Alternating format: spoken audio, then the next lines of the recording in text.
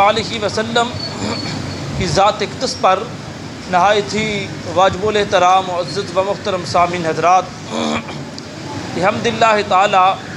ہم ہفت روزہ پیر شریف کی محفل میلاد مصطفیٰ صلی اللہ علیہ وسلم میں حاضر ہیں اور ماہ ذوالحج کا ماہ مقدس شروع ہو چکا ہے۔ اس کی آج یکم تاریخ ہے۔ میں نے آپ حضرات کے سامنے پچھلے پیر شریف کو جد الانبیاء میں مارکہ با حضرت سیدنا ابراہیم خلیل اللہ علی نبینا علیہ الصلاۃ والسلام آپ کا ذکر پاک کیا تھا اور وعدہ بھی کیا تھا کہ گفتگو کو جہاں سے چھوڑا ہے وہیں سے اگلے پیر شریف کو پھر میں عرض کروں گا۔ حضرت سیدنا ابراہیم خلیل اللہ یہ وہ ہستی ہیں کہ جنہوں نے اللہ رب العزت نے بڑی بڑی آزمائش میں ان کو جو ہے وہ مبتلا کیا، لیکن انہوں نے اللہ رب العزت کی رضا پر راضی رکھے اور اللہ رب العزت کی ہر آزمائش کو انہوں نے پورا کر دکھایا۔ سبحان اللہ۔ یعنی اللہ رب العزت نے قرآن مجید میں ارشاد فرمایا وَإِذِ ابْتَلَىٰ إِبْرَاهِيمَ رَبُّهُ بِكَلِمَاتٍ فَأَتَمَّهُنَّ فَقَالَ إِنِّي جَاعِلٌ لِّلنَّاسِ إِمَامًا، فرمایا ہم نے ابراہیم کو آزمایا اور اس نے ہماری ہر آزمائش کو پورا کر دکھایا۔ فرمایا ہم اسے انسانیت کا امام بناتے ہیں۔ یعنی انسانیت کا امام حضرت ابراہیم علیہ السلام کسی ایک علاقے کا، کسی ایک بستی کا، کسی ایک مسجد کا امام نہیں، بلکہ ساری انسانیت کا امام اللہ رب العزت نے اپنے خلیل کو بنا دیا۔ اور جب اپنے پیارے محبوب کی باری آئی تو اس مصطفیٰ کریم علیہ السلام کو اللہ رب العزت نے انبیاء کا امام بنا دیا۔ فرمایا میرا محبوب نبی جو ہے وہ انبیاء کا امام ہے، یعنی امت میں، مخلوق میں سب سے افضل نبوت کا مقام ہوتا ہے، اور اللہ رب العزت نے فرمایا جو میرا محبوب ہے اس کا نبیوں میں بھی ثانی کوئی نہیں۔ یعنی نبوت کا مقام انسانیت میں، مخلوق میں سب سے اونچا منصب جو ہے وہ نبوت کا ہے۔ خدا کے بعد اگر مقام ہے تو وہ نبوت کا ہے، لیکن اس نبوت کی صف کے اندر بھی سب سے اونچا مقام ہمارے آقا مولا مدینے کے تاجدار کا ہے۔ تو حضرت سیدنا ابراہیم خلیل اللہ آپ جب وہ بابل شہر کے لوگ میلہ دیکھ کر آئے اور انہوں نے آ کر دیکھا کہ ہمارے وہ بت خانے کا جو حال کیا گیا ہے، تو وہ دیکھ کر کہنے لگی بھئی کس نے یہ ہمارے بتوں کا یہ حال کیا ہے؟ تو ان میں سے کچھ لوگ بولے، انہوں نے کہا ایک نوجوان ہے جس کا نام ابراہیم ہے، وہ ہمارے بتوں کو اچھا نہیں سمجھتا، تو ہمیں تو لگتا ہے کہ یہ اسی کا کام ہے، اسی نے یہ کیا ہوگا۔ تو جب حضرت سیدنا ابراہیم کے پاس آئے اور آ کر کہنے لگے کہ اے ابراہیم یہ ہمارے خداؤں کا یہ حال تم نے کیا ہے، تو آپ نے فرمایا کہ قانون کی اگر بات کی جائے تو قانون کا تقاضا یہ ہے کہ قاتل وہ ہوتا ہے جس سے آلہ قتل برآمد ہو۔ تو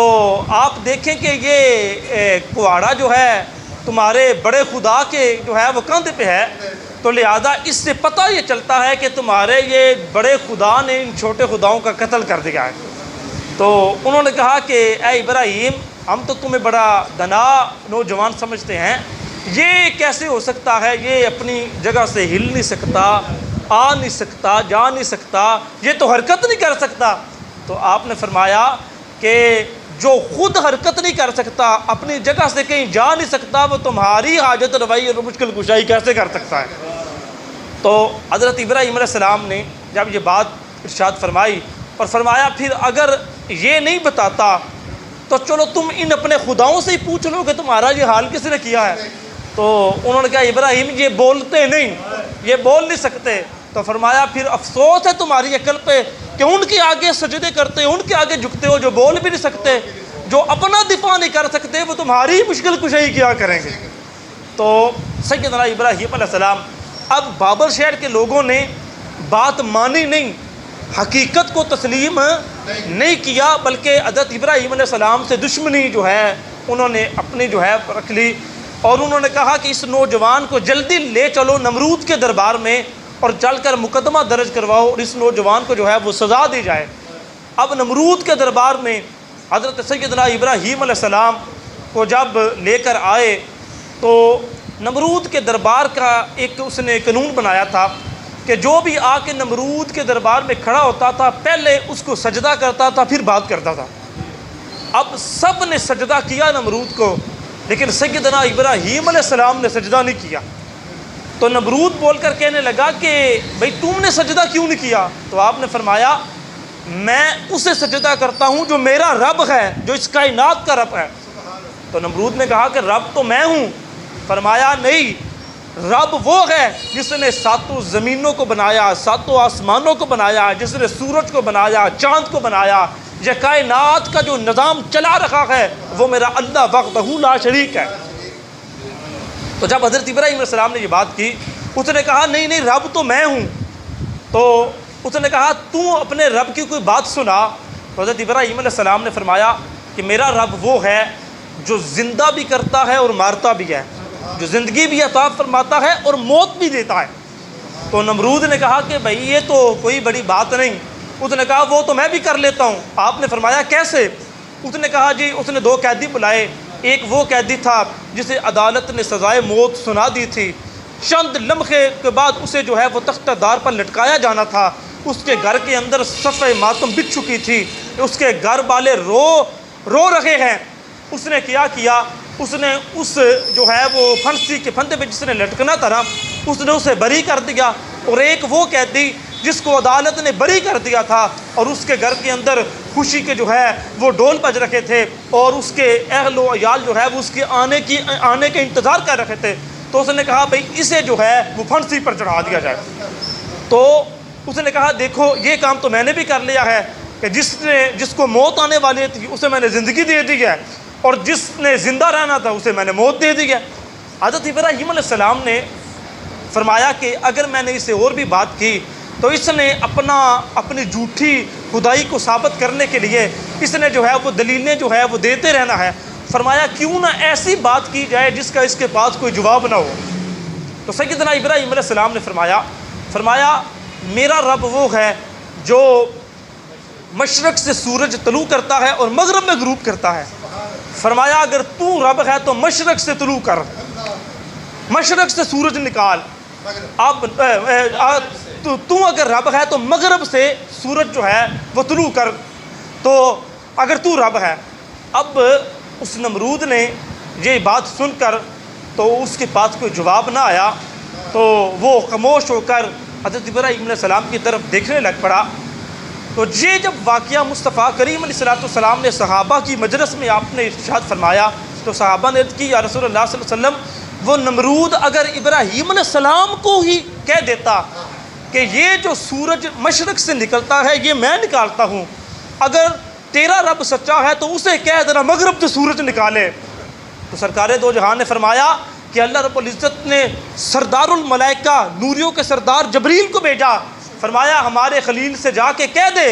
کہ گھبرا نہ، فکر نہ کر، اگر نمرود نے یہ مطالبہ کیا تو ہمارے خلیل سے کہنا تو خواہ کر دے، ہم اپنے خلیل کی عظمت کے لیے کائنات کا نظام بدل دیں گے، اپنا قانون بدلیں گے۔ اگر ہمیں اپنے خلیل کی عظمت کے لیے مغرب سے سورج بھی طلوع کرنا پڑا تو ہم اپنے خلیل کی عظمت کے لیے مغرب سے بھی سورج طلوع کر دیں گے۔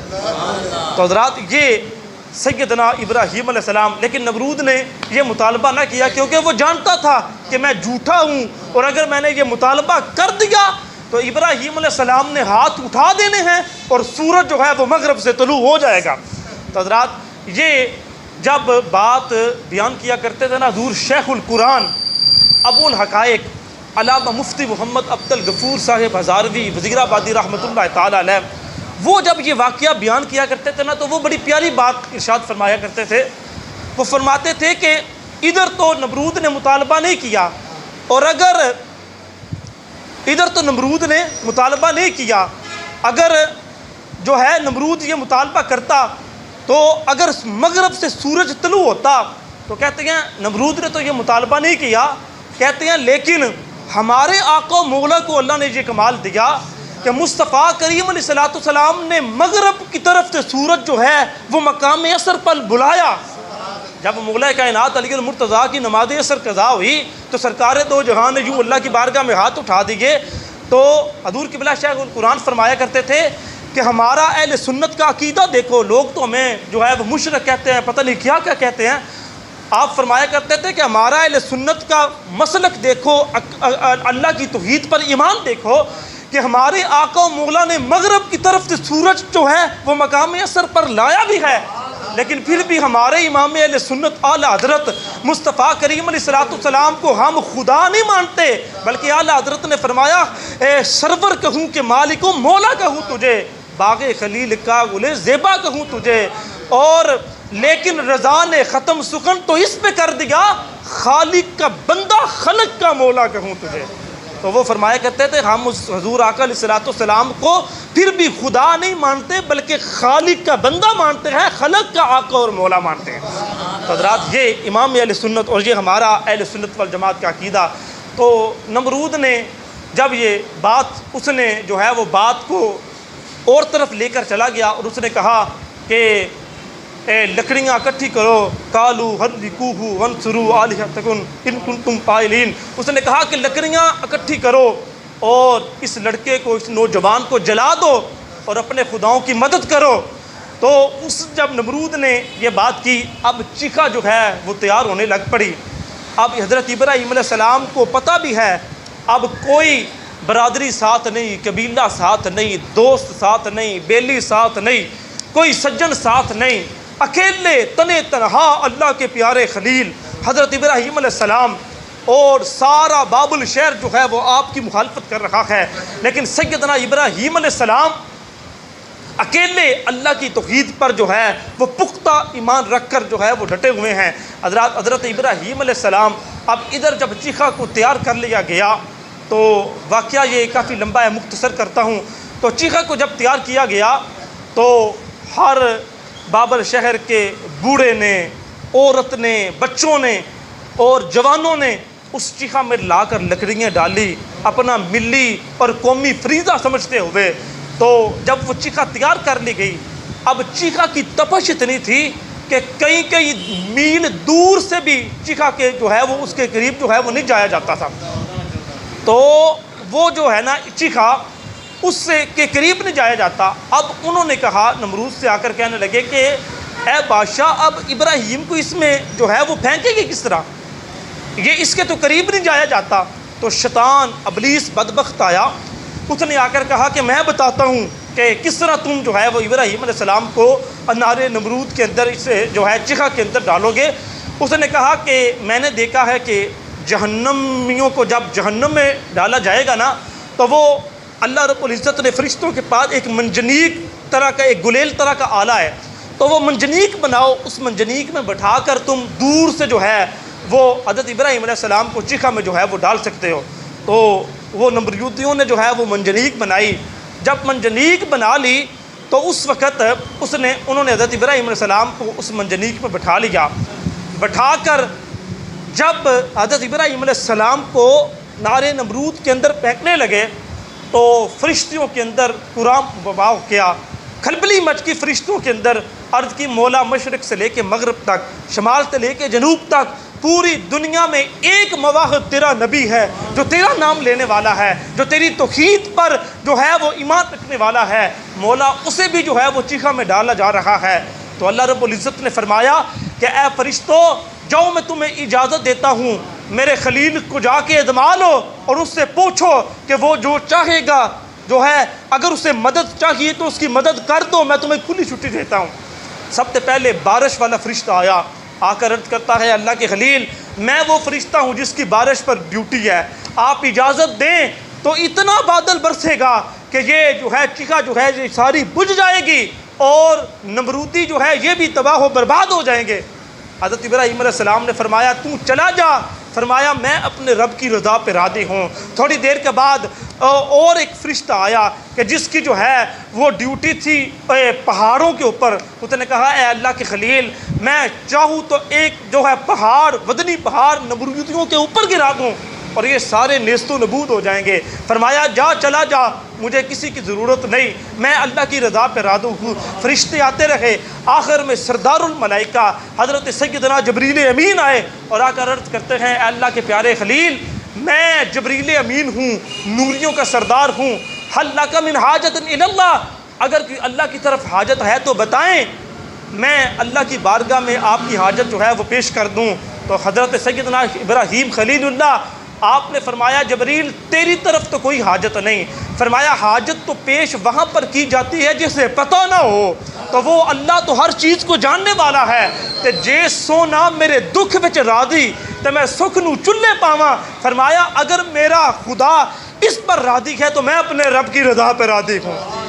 بے خطر کود پڑا آتش نمرود میں عشق، عقل ہے بے تماشا من معافری۔ تو حضرات اقبال نے بھی کہا کہ عقل جو ہے وہ کھڑی ہو کر ابھی تماشا دیکھ رکھی ہے، اور عشق جو ہے اس نے جو ہے وہ جو ہے آگ میں چھلانگ بھی لگا دی ہے۔ تو یہ حضرت ابراہیم علیہ السلام، اب ابراہیم علیہ السلام نے جب جبریل امین سے بھی کہا کہ بھائی تمہیں بھی حاجت کی میں جو ہے تیری طرف بھی کوئی حاجت رکھی ہے، تو اللہ رب العزت نے ادھر نمرودیوں نے منجنیق پہ بٹھا کر جب ابراہیم علیہ السلام کو نار نمرود پہ پھینکا، ادھر اللہ رب العزت نے